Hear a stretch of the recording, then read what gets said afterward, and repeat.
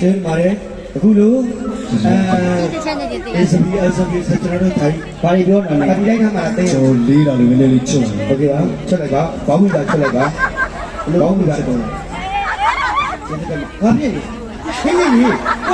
ည်းကိုယ်ကြည့်ပြီးတော့အများပြောခံတယ်နောက်လေးဆုံးလိုက်ကျေးဇူးများတင်ပါတယ်ဟေးကျွန်တော်ဒီလိုမျိုးခိုင်းစီနောက်ဆုံးဟုတ်ဘူးညာဘာကြီးလဲโอเคဒီချင်းလေးဘလို့ဆိုကိုစောင်းနေဟိုးတော့ကြားရလားဟိုးတော့အကြိုင်ဟိုမှာဒီအောင်ကူမှာတန်တိုင်းရှိအဲ့ဘောတက်ကြည့်ကြလေဟိုကျွန်တော်ဒီနေ့ဒီလိုမျိုးဖြစ်သွားတဲ့အနေထားမှာအချို့ပြလမ်းမတွေဝင်ပြီးတော့ရှင်းမလာမထိုင်ရတဲ့လူတွေရှိတယ်အဲ့အတွက်အကယ်၍များခက်ခဲရှိတယ်ဆိုကျွန်တော်ဆွဆွပြောခဲ့တယ်လို့နောက်ကနေလာပြီးတော့အခုနေရာလေးမှာကိုစေစီအောင်ကျွန်တော်ဒီကနေစီစဉ်ကျွန်တော်တင်းကိုစီစဉ်ခိုင်းလိုက်ပါတရားစီစဉ်မနေနဲ့နောက်မှလည်းနေကြမရှိတော့ဘူးမရှိတော့ဘူးလေဒီကနေ့အားနာအောင်အကုန်လုံးခန်းတော့နေကြမရှိတော့အကုန်နာစီကုန်မှာတက်တာမဟုတ်ဘူးလေဟိုကျွန်တော်ပြောချင်တာဟိုအစီအစဉ်တဲ့နေရာလေးမှာစီစဉ်ပြရမယ်လို့အချို့ကျတော့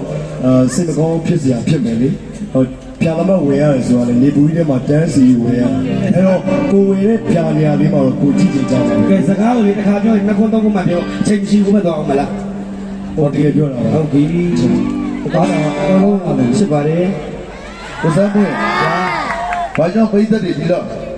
အားပေးတာလဲသိလားဘာဖြစ်လို့ရှင်မိုးရဲ့ရုပ်ကိုအောင်စမှုရဲ့လောကအဲ့လိုတိရုံခွဲသွားတာဒါတောင်းမပြောနိုင်ဘူးဒါကလိကလာခွေးစကားတွေပါ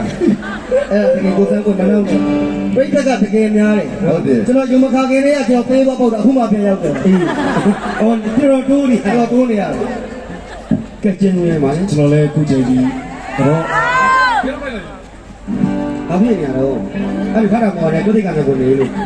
ကျွန်တော်လည်းအခုချိန်ဒီရှူရှူပေါ့ဒီရှူရှူပေါ့ချိန်နေတယ်ထဲမှာရေတံမှုသာစောင်းကားလိုက်ရေတံမှုနဲ့တုံးလိုက်โอเคစောင်းရင်ဘောอ่ะဟေး